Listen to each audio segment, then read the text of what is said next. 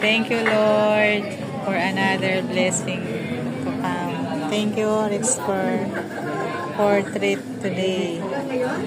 Anong mayroon? Nagpaalala sa akin. July 29. Hello.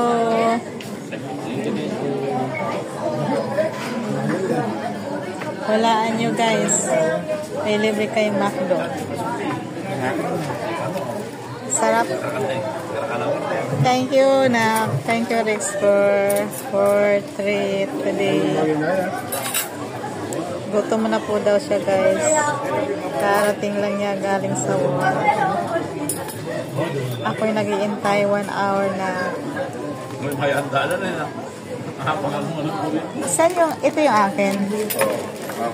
Ano na to? Hapunan na yan eh. Hindi ako nagluto. Hapunan na yan.